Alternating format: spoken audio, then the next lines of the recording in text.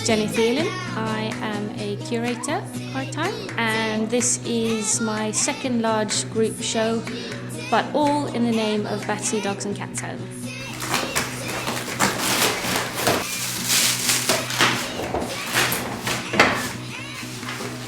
My name is Irena Molendis. I'm running the famous gallery.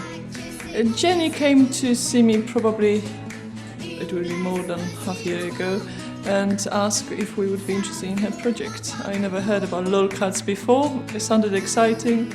It sounded like great stuff for the beginning of the year. I think people with amazing positivity will always find a way, but I think now in the social media age, for people like Jenny, it makes it somehow easier to mobilise support, to get in touch with people that you've never had a clue who they were otherwise. Started at 8 this morning, packed up our little retro ambulance and mooched down to Windmill Street. We are now just unpacking all the artwork, which we then will decide exactly what goes where and how to best use this space, and then hopefully start hanging.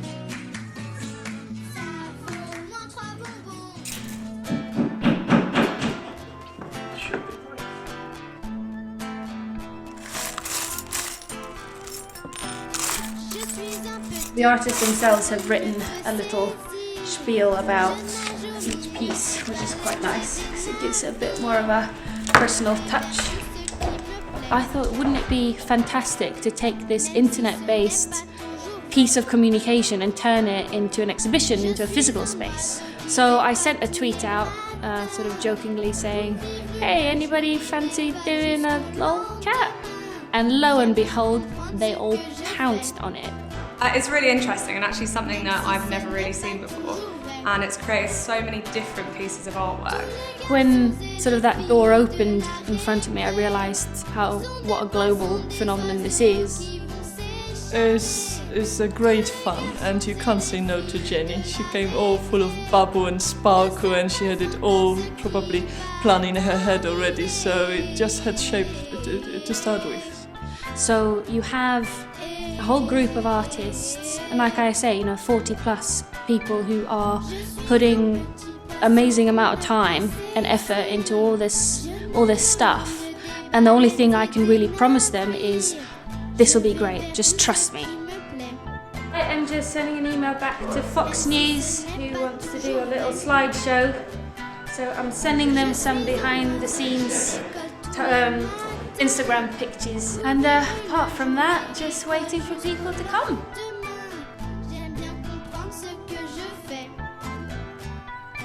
I think a lot of people, or internet culture is contextualized as things that people who spend a lot of time online do, but we all spend a lot of time online now, so this sort of stuff bleeds into all of our lives. Since the private view, we had the BBC News film, and that film went out on the Thursday. The coverage from the show has been extensive. Apart from BBC, it's continued in the national press and in the Independent specifically, where we've had some lovely banter with one of their art critics and journalists who gave us originally a unfavourable review. The LOLCat community thought he was a bit of a grump.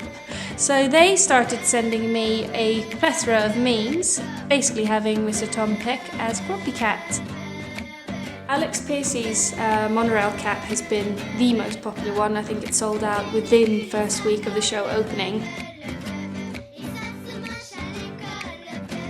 It's like 9 months of... I think it's the amount of emailing. That is probably the most time-consuming thing.